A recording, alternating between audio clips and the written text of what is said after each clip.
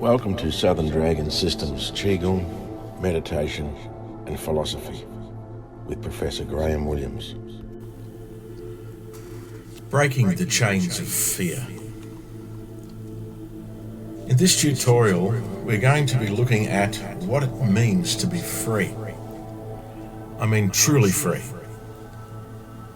We live in a world where freedom is often defined by or in external terms, like the freedom to travel, the freedom to work, the freedom to choose our careers, the freedom to choose our own partner, the freedom to vote, the freedom to live where you want, the freedom to speak our minds. The list goes on. But these are all external freedoms. There is another kind of freedom, one that is far more important than these external liberties or expectations. This is an internal freedom. It's the freedom to live a life without fear, a freedom to wake up each morning without being held back by doubts and insecurities, a freedom, a confidence. But to do this, we must be willing to step outside of our comfort zone and not be encumbered or handicapped by the unfamiliar.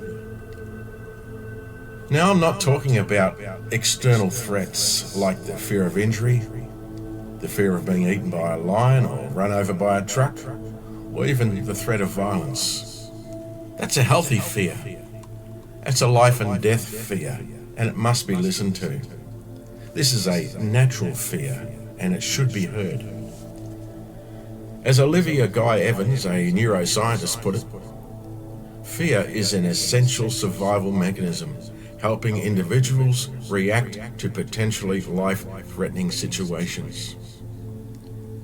Fear is an emotion that is forced by the threat of danger or harm or pain.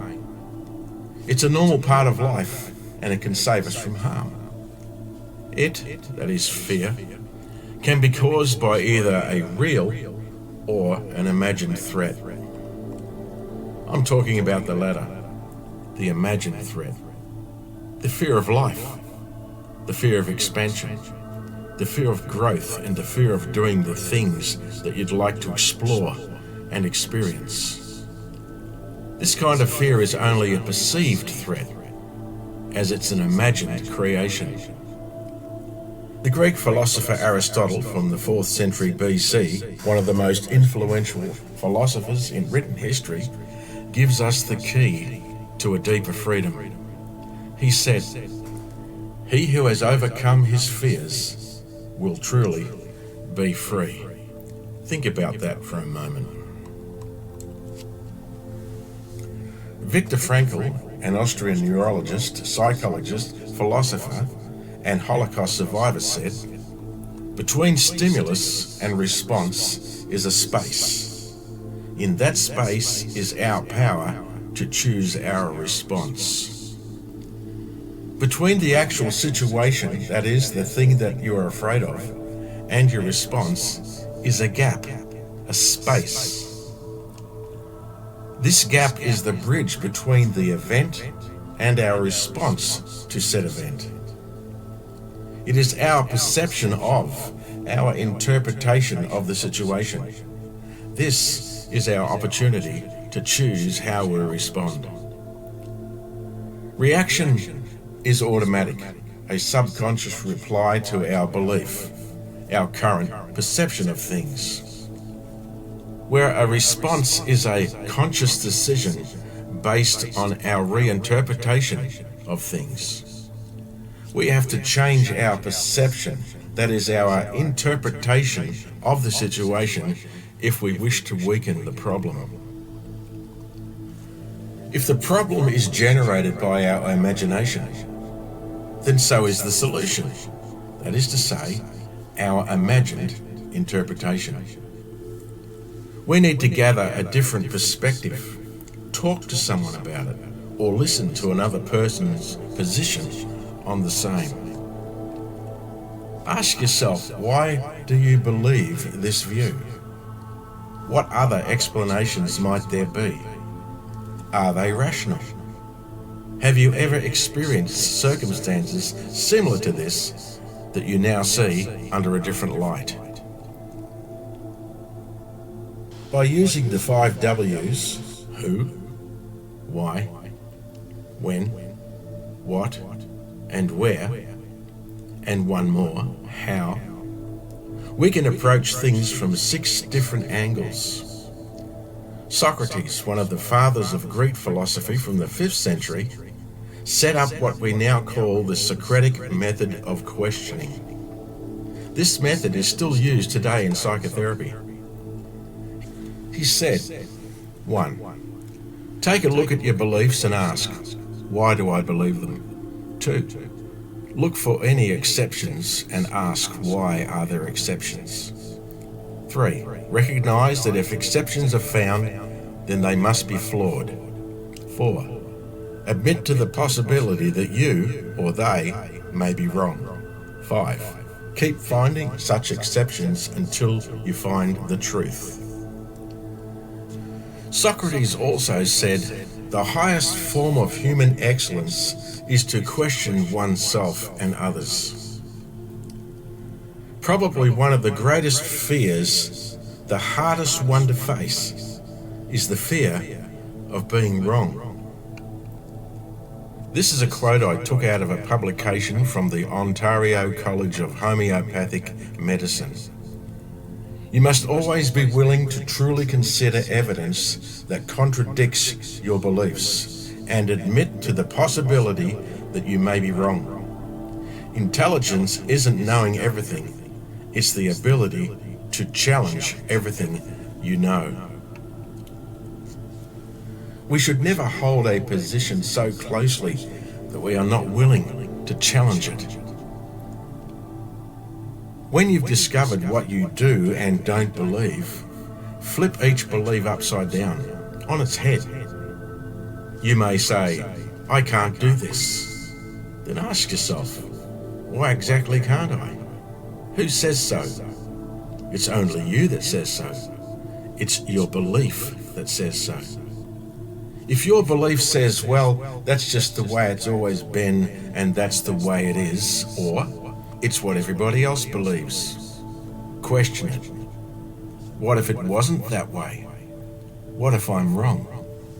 What if everyone else is wrong? Plato, another Greek philosopher and student of Socrates and the teacher of Aristotle from the 4th century BC, said, he who cannot question his beliefs has none worth defending. We must be able to question our beliefs. Why do I believe them? Is there any evidence to support them? Is there an alternative answer to the question? As you submit yourself to this kind of questioning, you will notice things beginning to adjust from within. It's this kind of questioning that will allow you to see your true self, your inner world. Our inner world is made up of what we believe, and what we believe is the central core of our emotions, our desires, our values, our memories, our intuitions, our fantasies, our purpose, and our biases. We must be able to question our internal narrative and align it with a life that feels authentic and true to our core. If we cannot question our own beliefs, we have no right to question others. Ask yourself, what would life be like if I was wrong about myself? Could I be wrong? James Islington, an Australian author, said, the day on which you decide not to question what you believe is the day that you start making excuses for why you believe them. Another question to self. Am I prepared to be wrong about what I believe? Or am I afraid of what I might find? How often do we justify what we believe because we can't admit that we may be wrong? This isn't about rejecting your identity. It's not about losing yourself. It's about finding yourself. It's about adapting your perceptions. It's about reinterpreting our understanding. It's like adjusting a lens through which we view the world and bringing what matters into focus. By embracing this new information, by actively seeking out the facts, the data, and the figures, it will help us understand the world in a fresh context. Don't be afraid of the unknown. Don't be afraid of yourself. Allow this new information to shape and reform or reconfigure. Allow it to modify and potentially transform your perceptions. This is the key to unlocking a world where change is possible. When you've done this, look back at the impact that it has resulted because of your new perception. Lao Tzu, a Chinese philosopher and founder of Taoism from the 6th century BC, said, "If you correct your mind, the rest of your life will fall into place." Horace, a Roman poet from the 1st century BC, backs this up when he says, "Rule your mind, or it will rule you." Both Lao Tzu and Horace testify to the power of the mind, our thinking. We need to change the way we think about the problem and question our interpretation. Rather than saying, "I can't do this," try asking, "Why can't I? What can I learn from this?" Zig Ziglar, an American motivational speaker, gives us 2 ways to interpret the word fear. He uses an acronym, FEAR. Forget everything and run, or face everything and rise. Another acronym for fear is false evidence appearing real. Neil Donald Walsh. It was George Amir from the 17th century that said, "Everything you ever wanted is on the other side of fear."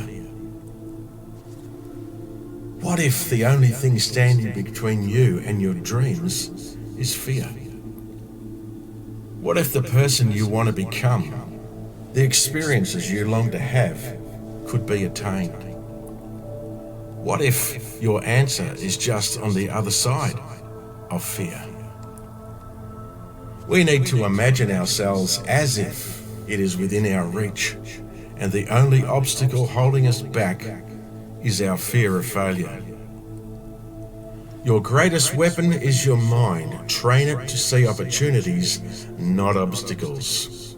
The Stoic Digest.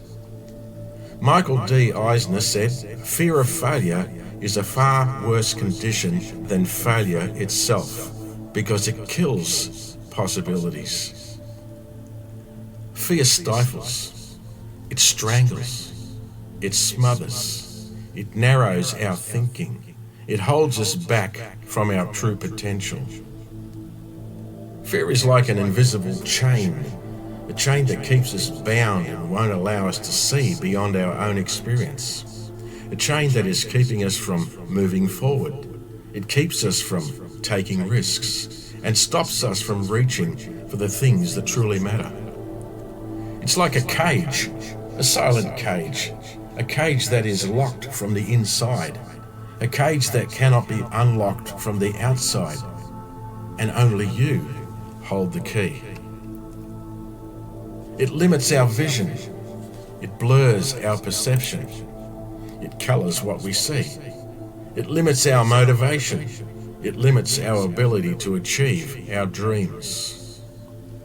I'm a motorcyclist and a martial artist. I have been riding and training for over 50 years, both of which are considered dangerous. Fear does not stop death, it stops life. Yoda from Star Wars. If I were to listen to my and the fears of others, I would not write. I would not fight. My question is, should I allow these fears to govern my life? And yes, admittedly, there is a genuine reason behind this fear, but that's a fear I must face if I wish to continue living the life I want. Fear is a belief. It's a lie. It's a conditioned response. It is a learned reaction.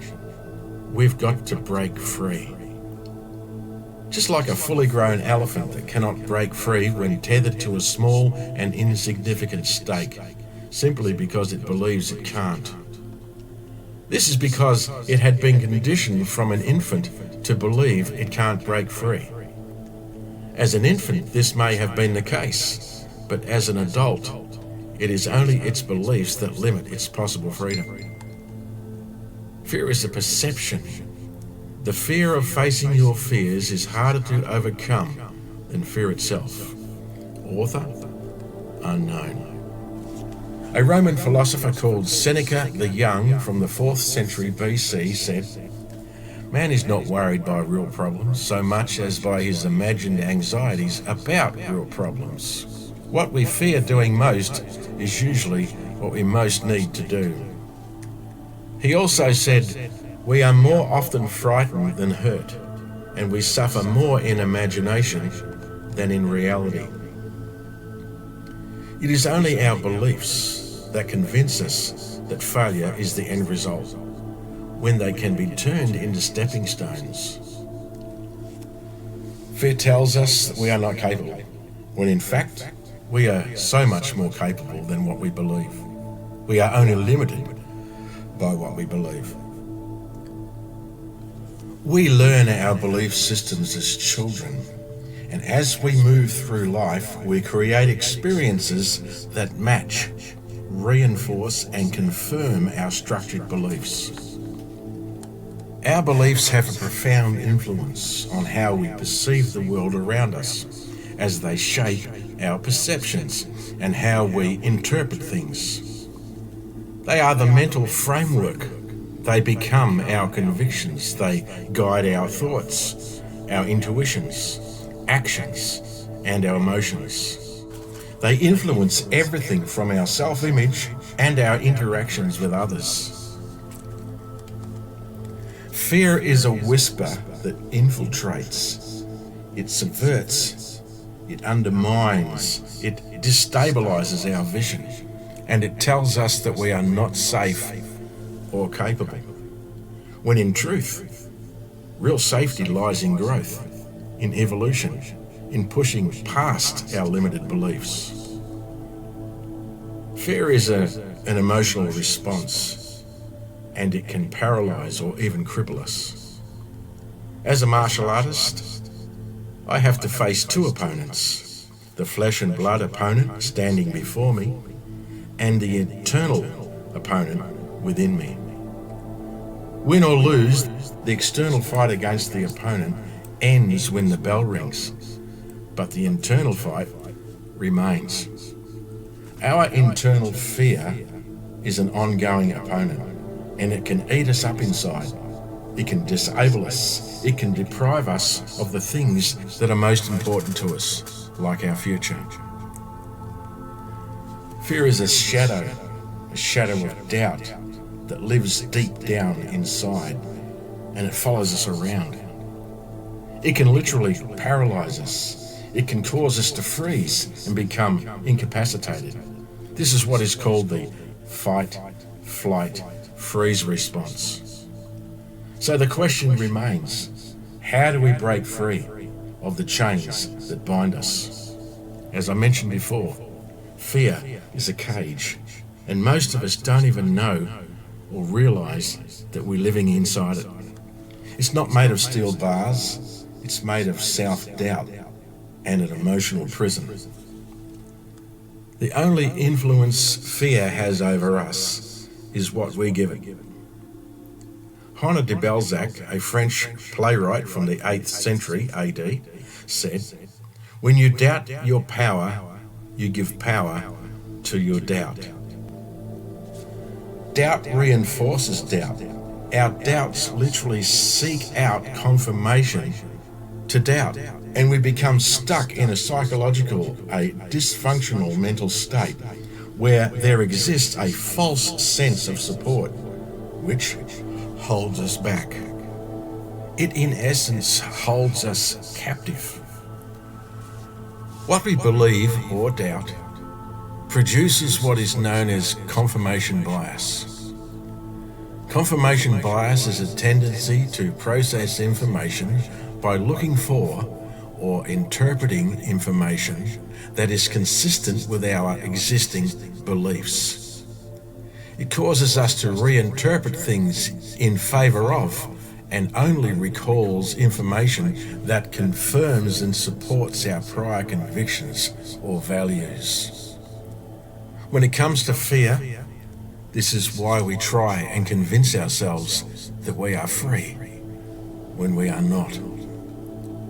We tell ourselves that we are safe, that we have chosen to stay where we are, that we are being practical, that we are not ready yet because this is our bias.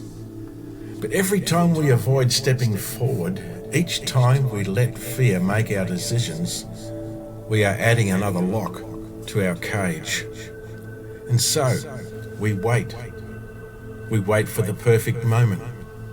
We wait for confidence to appear. We wait until we feel ready.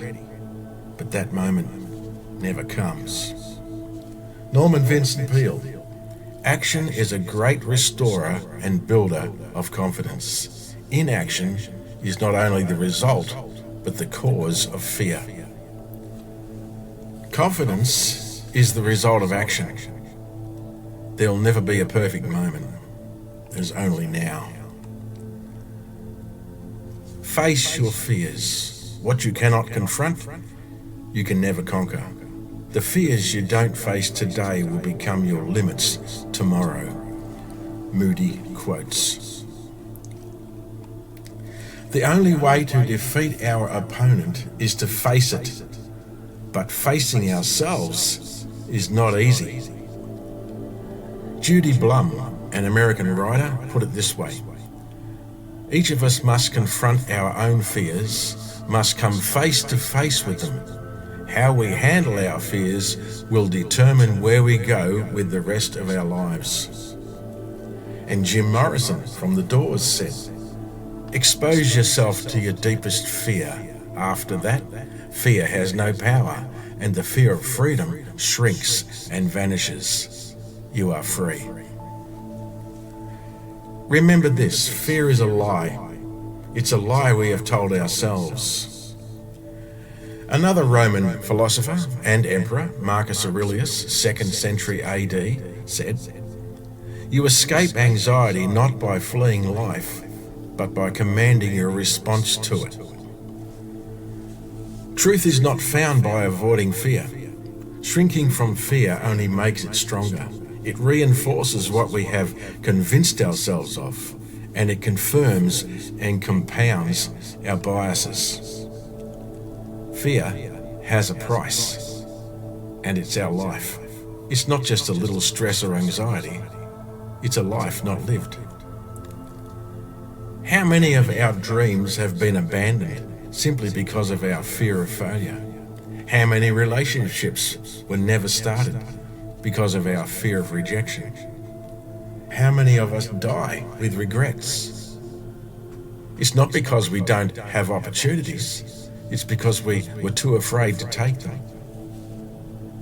Fear does not just hold us back, it steals from us. It robs us of the experience of growth and the kind of life we truly want to live. However, we can change this. It doesn't have to be permanent. It's simple. You cannot defeat an opponent unless you step into the ring. Fear is something we can defeat, and the moment we decide to fight back, we take our first steps towards that freedom. When we are introduced to any situation for the first time, we have an initial response, and it sets itself up as the way, the way to respond when next we are faced with a similar situation. And when we repeat this response, it becomes a reaction, an intuitive reply. If we can learn to react, we can unlearn it. The kinds of fear that we face on a day-to-day basis are not life-threatening. They're only beliefs based on emotion, an emotion that has attached itself to previous and remembered reactions. Like the fear of embarrassment, the fear of failure, or I'm not good enough. These are illusions, they are thoughts, they are beliefs, they are biases. They are not objectively real and only exist in our imagination. What happens when we put them to the test? What happens when we challenge them? What happens when we confront them and stop running from them? How many times have you confronted your fears in the past and found them shrink into insignificance? You look back and see, and they weren't anywhere near as big as you had imagined them to be. Sometimes you sit back and reflect and giggle at how they were so trivial and inconsequential. Thoughts that were once terrifying have now become manageable. They have become stepping stones to something greater. This is where real transformation begins. So how do we do it? How do we break free?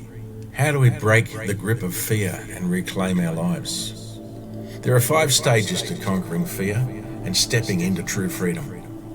Stage 1. Acknowledge and recognize your fears and face them. We cannot fight what we refuse to acknowledge. We cannot defeat an enemy by ignoring it or pretending it doesn't exist. So we need to take a moment and ask ourselves, what are we afraid of? What's been holding us back? What is the fear that keeps us motionless?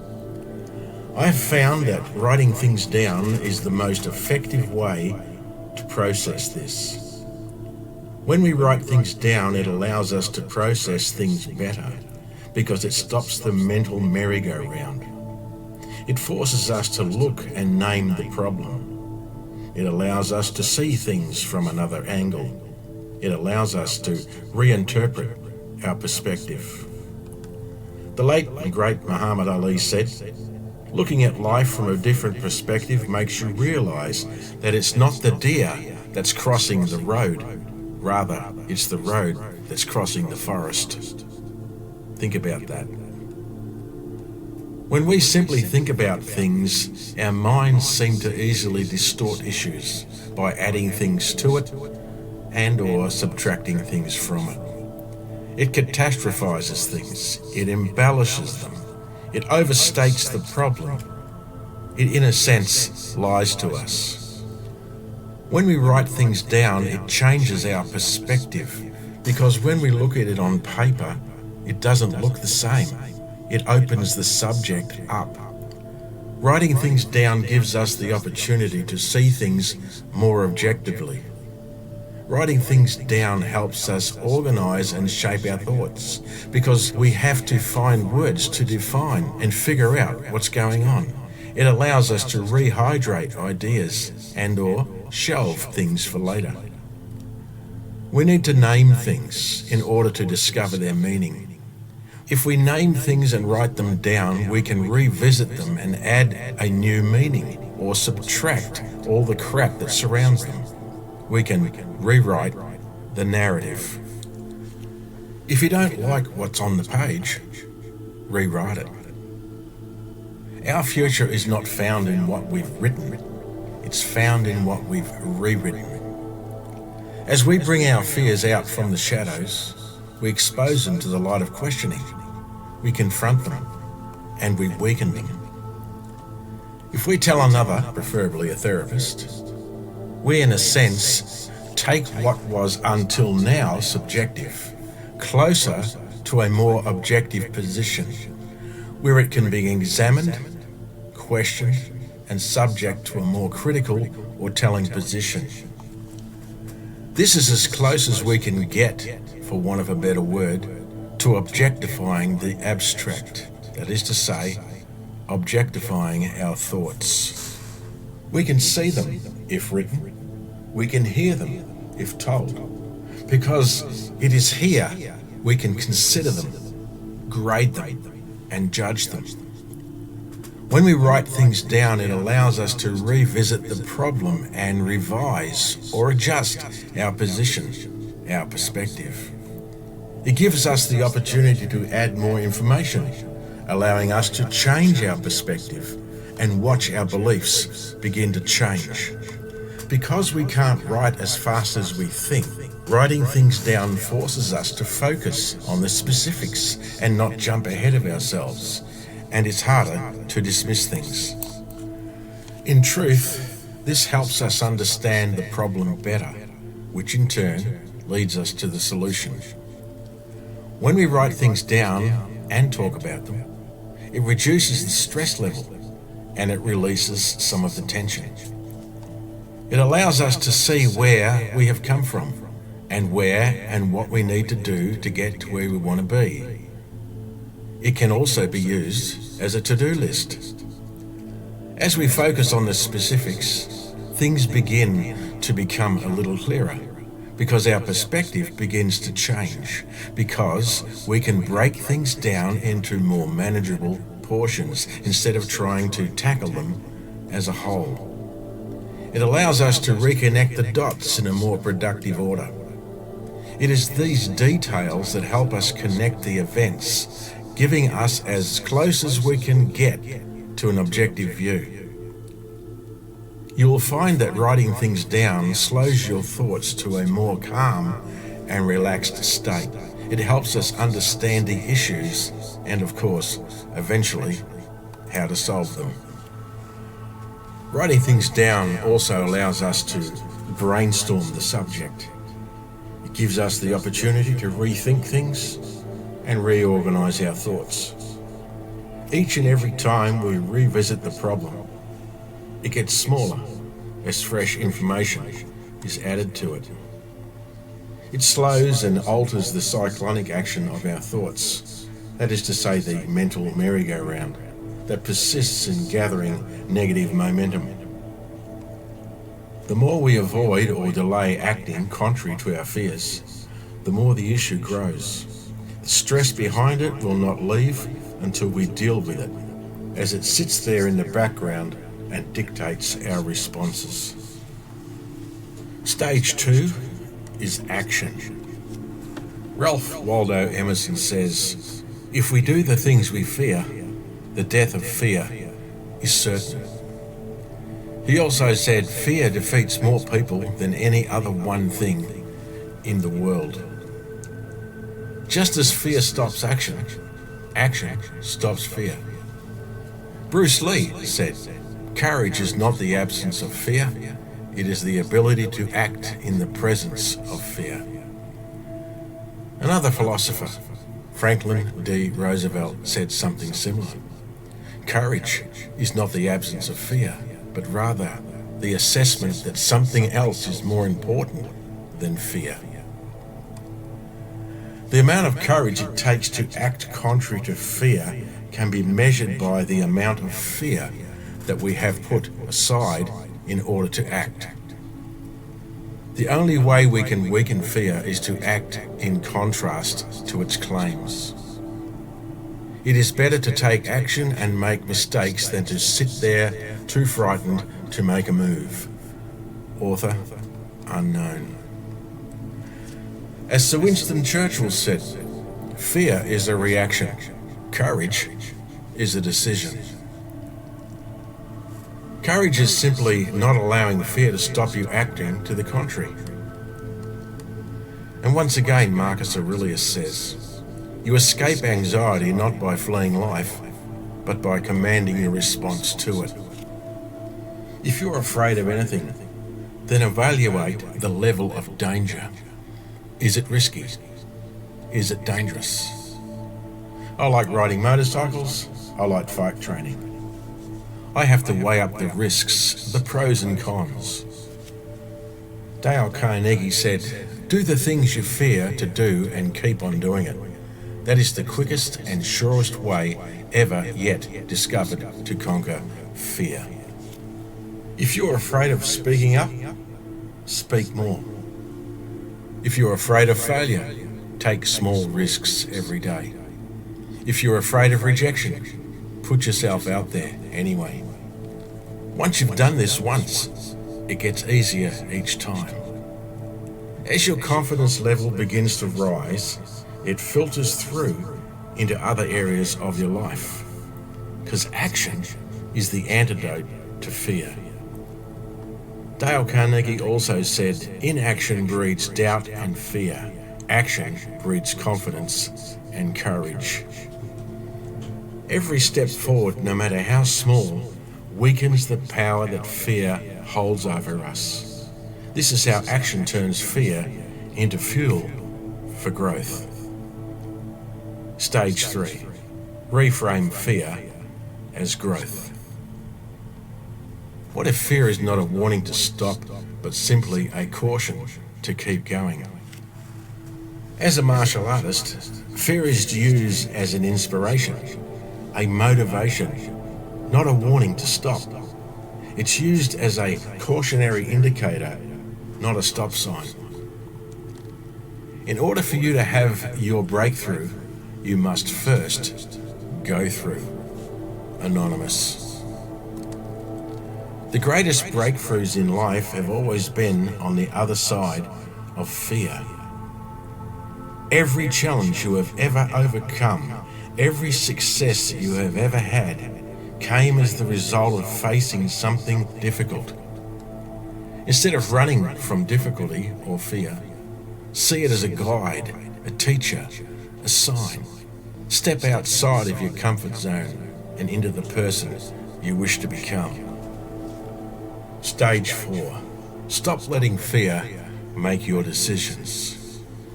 Imagine your life 5 years from now. If you allow fear to make your decisions, where would you be? What would your life be like? Will you be the person you want to become? Or will you still be exactly where you are, constantly wondering what might have been? Mary Ann Evans, a novelist from the Victorian era, writing under the name of George Eliot, said, "It is never too late to be what you might have been." Fear wants you to stay right where you are. But staying where you are is not freedom. It's captivity. To be truly free, you must take control. You must make choices based on your dreams and not your fears. Stage 5. Decide that you are bigger than your fears. Overcoming fear is a decision to rise instead of retreat, a decision to act instead of hesitate, a decision to take back the controls of your life. There is no one else that can make these decisions for you, only you. And the moment you decide that you will not allow fear to dictate, then and only then will you begin to feel something of true freedom. Freedom is peace of mind, and it does not come from what's outside of us. It comes from within us. Buddha himself taught, peace comes from within. Do not seek it without. The moment we let go of fear, we gain everything. The courage to take risks, the confidence to be our true selves, and the ability to live fully without regret. So I ask you this, what will you do? Will you let fear keep you trapped, or will you break free? This is your choice. Lois Hay said, "The power is within you. It always has been. How far are you willing to expand the horizons of your thinking and stir that power awake?" She also said, "The more you connect to the power within you, the more you can be free in all areas of your life." In closing, remember the words of Aristotle. He who has overcome fear will truly be free. He also said, I count him brave who overcomes his desires than him who conquers his enemies. For the hardest victory is the victory over self. This is real freedom. This is true victory. I hope this tutorial was helpful. Thanks for listening.